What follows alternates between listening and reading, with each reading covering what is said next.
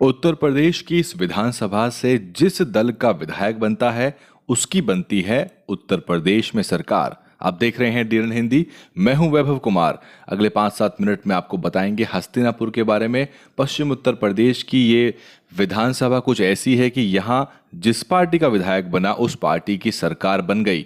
ये मेरठ जिले का हिस्सा है और मेरठ जिले में कुल मिला के 7 सीटें आती हैं, जबकि ये सीट बिजनौर लोकसभा क्षेत्र के अंतर्गत पड़ती है। 2019 के लोकसभा चुनाव में बिजनौर लोकसभा क्षेत्र में बहुजन समाज पार्टी के मलूक नागर ने बिजनौर से जीत हासिल की और बिजनौर से बसपा के लोकसभा सांसद बने। ये चुनावी क्षेत्र ऐतिहासिक पृष्ठभूमि का भी हिस्सा है। महाभारत काल में हस्तिनापुर का जिक्र आता है और ये चुनावी क्षेत्र अनुसूचित जाति के लिए आरक्षित है। तो ये हस्तिनापुर की सीट एक आरक्षित सीट है। इस सीट के लिए कहा जाता है कि जिस पार्टी का विधायक इस सीट से जीत जाता है उस पार्टी की सरकार उत्तर प्रदेश में बनती आई है। यही पैटर्न कई बार से फॉलो होता आ रहा है। 1957 से लेकर 1967 तक क्रांति दल ने इस सीट पर कब्जा किया था और क्रांति दल सत्ता के गलियारे तक पहुंचा था। 1977 में जनता पार्टी के उम्मीदवार ने यहां से बाजी मारी और जनता पार्टी की सरकार बनी। इस सीट पर कांग्रेस लगातार 5 बार चुनाव जीत चुकी है और कुल 5 बार ही यहां पर यानी उत्तर प्रदेश में कांग्रेस की सरकार रह चुकी है।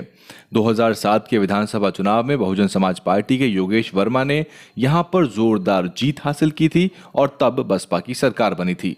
2012 के विधानसभा चुनाव में समाजवादी पार्टी के प्रभुदयाल वाल्मीकि ने यहां बाजी मारी, विधायक बने और 2012 में सपा की सरकार बनी।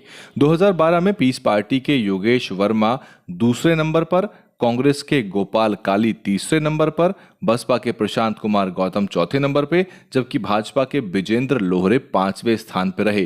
तो 2012 में कुछ इस तरह की तस्वीर थी जब चुनाव परिणाम निकल के आए थे।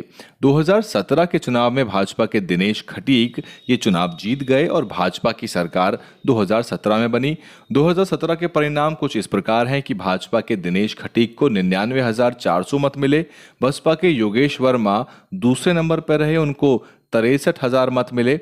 समाजवादी पार्टी के प्रभुदयाल वाल्मीकि को पड़े लगभग 49,000 वोट और आरएलडी की कुसुम को मिले 6500 के आसपास वोट। 2021 के विधानसभा चुनाव में क्या होने वाला है, किस पार्टी का उम्मीदवार जीतेगा और किसकी सरकार बनेगी, ये कहना और क्या ये परिपाटी कायम रहेगी, ये देखना बहुत रोचक होगा। इस क्षेत्र में करीब 3,50,000 मतदाता हैं, जिनमें से मुस्लिम और गुर्जर समाज करीब 70,000 के आसपास है और ये निर्णायक भी रहता है। कहते हैं कि इस क्षेत्र में गुर्जर मतदाता जिस तरफ वोट दे दे उस पार्टी का विधायक बन जाता है। हालांकि यहाँ अनुसूचित जाति की जो संख्या है वो भी 55,000 के आसपास है। 2021 के विधानसभा चुनाव में इस सीट पर जोरदार चुनावी घमासान कांग्रेस, भाजपा, बसपा, सपा, आरएलडी गठबंधन के बीच में होगा। किसान आंदोलन के कारण किसानों का गुस्सा भाजपा को झेलना पड़ेगा। इस सीट के जाट मतदाताओं पे सबकी निगाहें रहेंगी। जो किसानी से जुड़ा हुआ वर्ग है वो किधर जाएगा, बहुत महत्वपूर्ण रहेगा। अब स्थितियां बदल चुकी हैं। बसपा के कद्दावर नेता योगेश वर्मा बसपा से निष्कासित किए जा चुके हैं और वो समाजवादी पार्टी को ज्वाइन कर चुके हैं। योगेश वर्मा समाजवादी पार्टी से चुनाव लड़ेंगे, जबकि मेरठ के जाने माने सर्जन डॉक्टर हरविंदर कुमार भी लगातार हस्तिनापुर में जनसंपर्क बना रहे हैं। उनकी तैयारियां भी जोरों पर हैं। वो यानी कि डॉक्टर हरविंदर सिंह मेरठ महानगर बसपा के अध्यक्ष भी रह चुके हैं और एमएलसी स्नातक का जो उन्होंने चुनाव लड़ा था उसमें भी वो चौथे नंबर पर रहे थे। उनका परफॉर्मेंस स्नातक चुनाव क्षेत्र के परिणाम के हिसाब से अच्छा रहा था। भारतीय किसान यूनियन के नेता राकेश टिकैत यहाँ पे जल्द आ सकते हैं। लखनऊ घेराव का भी उन्होंने हाल ही में ऐलान कर दिया है।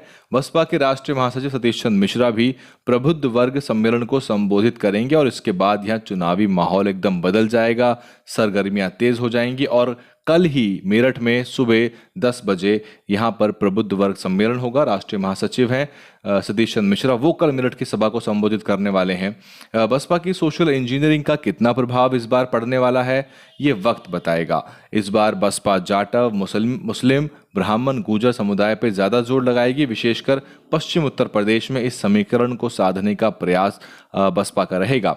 भाजपा दावा कर रही है कि अब तक इस क्षेत्र में 400 करोड़ का विकास किया जा चुका है और 163 योजनाओं को मंजूरी मिल चुकी है। पश्चिम उत्तर प्रदेश में बसपा का दबदबा है और लोकसभा विधानसभा चुनाव दोनों में ही ये दबदबा देखने को मिला है। 2019 के लोकसभा चुनाव में सहारनपुर, बिजनौर, नगीना की सीटें बसपा ने जीती, जबकि मेरठ की लोकसभा सीट बसपा मात्र 4000 वोटों के अंतर से हार गए। हाजी याकूब कुरैशी इस वोट को आखिरी गिनती के आखिरी चरणों में हार गए थे। इस बार के विधानसभा चुनाव बेहद निर्णायक होने वाले हैं। बहुजन समाज का अस्तित्व दांव पे लगा हुआ है, क्योंकि बसपा 2012, 2017 के विधानसभा चुनाव और 2014 और 2019 के लोकसभा चुनाव काफी बुरी तरह से हारी थी। यदि आप हस्तिनापुर से हैं तो आप बताइए कमेंट करके कि बसपा की तैयारी कैसी चल रही है, समाजवादी पार्टी गतिविधियां क्या हैं और वहां पर भाजपा किस तरह के समीकरण के साथ मैदान में उतरने वाली है और किस पार्टी से किस प्रत्याशी को मैदान में उतारा जा सकता है। प्रत्याशी के दौड़ में कौन आगे है, कौन पीछे है, ये सब कमेंट करके आप बताइए। आप देख रहे थे डीएन हिंदी, मैं हूं वैभव कुमार। अगला विश्लेषण कौन सा लेके आए कमेंट करके बताइए, उसको प्राथमिकता के आधार पर तैयार किया जाएगा।